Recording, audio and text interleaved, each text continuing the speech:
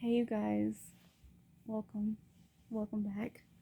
I am pretty quiet because it is 10 o'clock at night and I just want to explain to you guys what happened. So Thursday I got the phone call that I'd be going in. I had to be here at the hospital at 10 a.m. and my surgery was at noon. And overall, like amazing.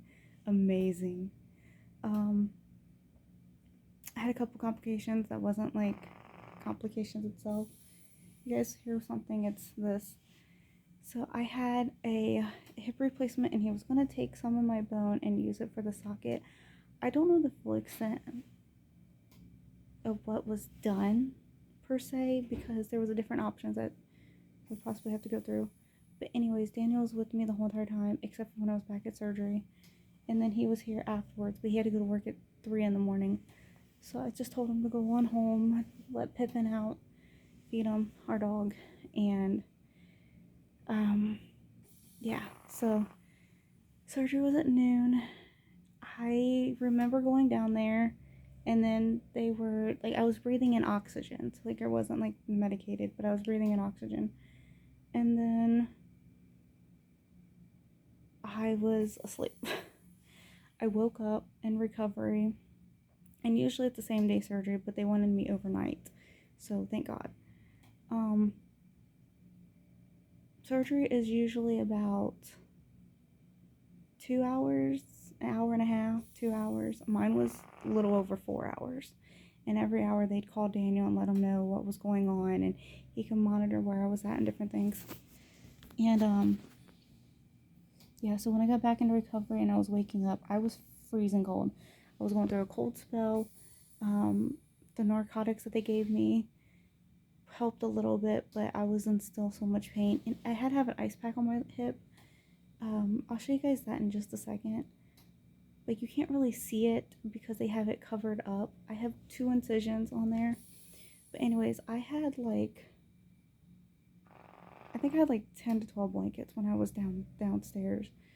And then one was actually like around my head in the back. And they were the heated, like, you know how they freshly come out. I was freezing so bad. So they were trying to like regulate my body temperature because I was shaking and freezing and I was really pale. And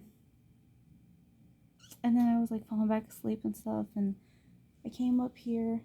They wheeled me up here. Daniel was up here already waiting for me in my room, and my husband, I don't call him that. Everybody congratulated us because we just got married, and my surgeon was like, "What? No way! You guys are supposed to get married in March." And I was like, "No, don't want to tempt it." He said, "Good choice, good choice." And I was joking about, well, he said it was like one of the complicated surgeries that he had to do.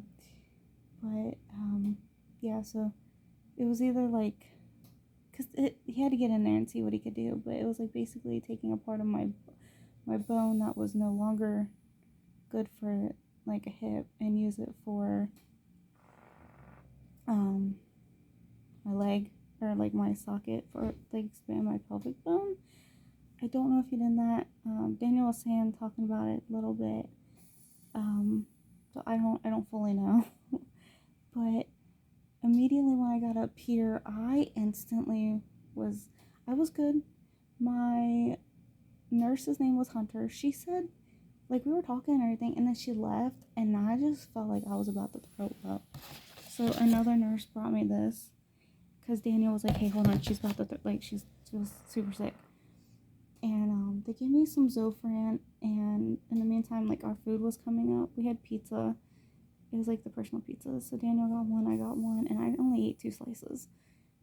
But I think my blood sugar just got super low, and like the shock that my body was in and things like that.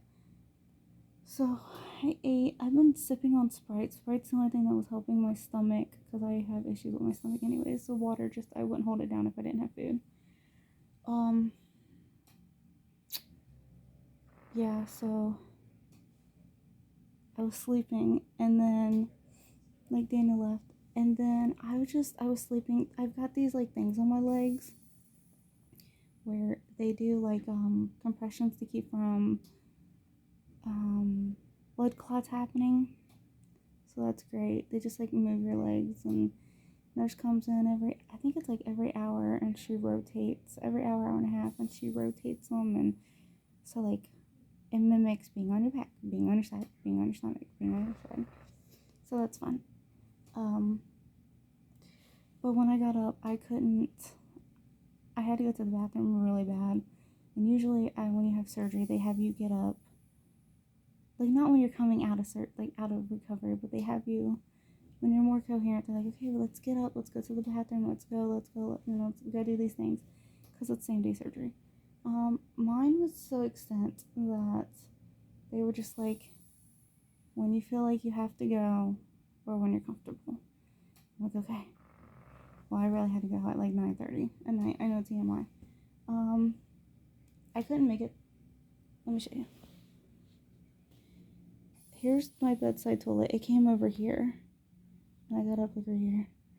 The bathroom's over there.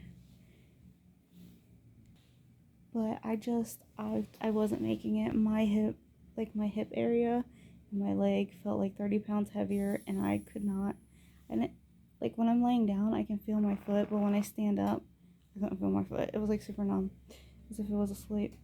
So I just went in the bedside. Still trying to figure out how to wipe. It's fine.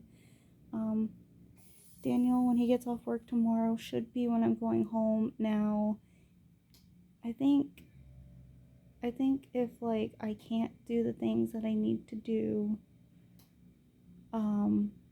tomorrow morning when physical therapy is here, I could very well be another night, which is kind of okay because Daniel's off tomorrow on Friday. He had to take that off to take Aubrey to her appointment, which is not that far from here, so he would just probably take them two and then come get me. Our youngest, he's out of school on Fridays. So yeah, my mom's got the kids. She's taking them to school, and yeah, I feel decently okay.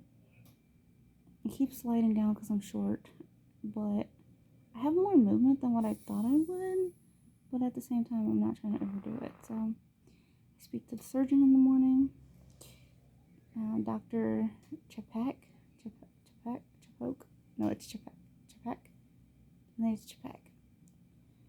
But yeah, I am a fall risk H26. I keep going up. I was fall risk H9, fall risk H22, and now I'm fall risk H26. So that's great. I'm just gonna read to you some of my stuff because my information's up here up on the screen. But let's see. Unit and room, Florence, St. Elizabeth, Worth, West. My room is 378. Bed phone, I don't have a bed phone. Attending, my surgeon. Hospitalization, they have me as 9. My nurse right now is I don't want to give you that. Patient states pain goal 5. That's my goal, is just to have a pain goal of 5. Because usually my pain is like between a 7 and an 11 on a scale of 10. Diet regulations 9. Oh, fun fact. Right here.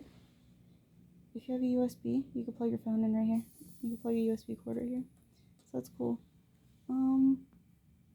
Activity order, none. Mobility score, 5.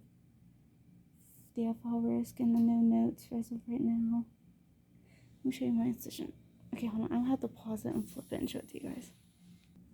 Okay, hold on. Bear with me. So here's my incision site. It's long. It goes from like up here. Not like up in my skin, but that's what they taped it to. And then it goes all the way down, and I have 2 incisions. 2.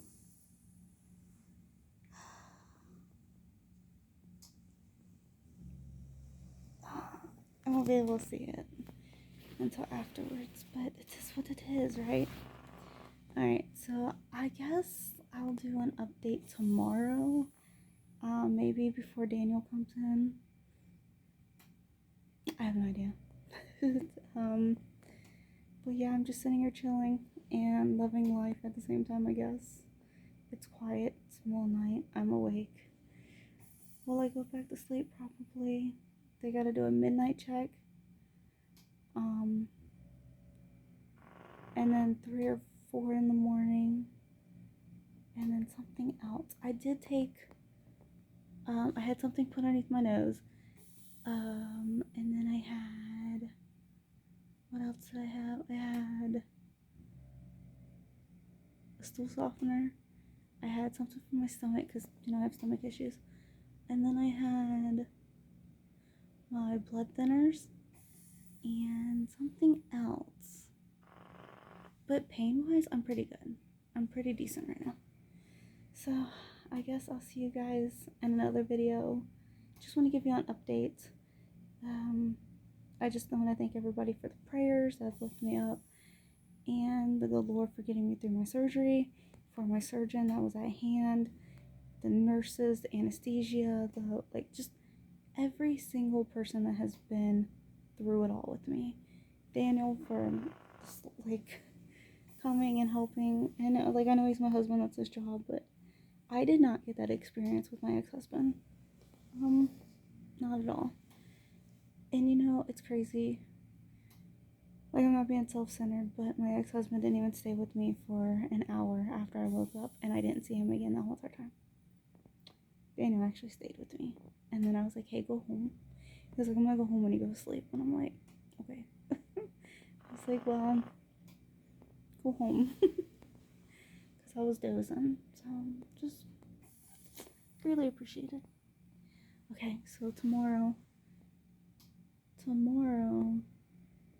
okay, I'm trying to think, because I'm, looking at stuff on the walls. As a reminder, tomorrow when Daniel gets back here, they're going to go over the care team and routine that I need help with and things to do like that. I'll be 8 weeks with a walker. It's a little bit more extended for a walker time. First week or two was pretty painful. I don't know about driving yet, and I'm just thinking, I'm not too sure. Yeah, just trying to think and figure it all out. It's gonna be fun. It's gonna be great. Right now I'm hopping off here. Bye guys.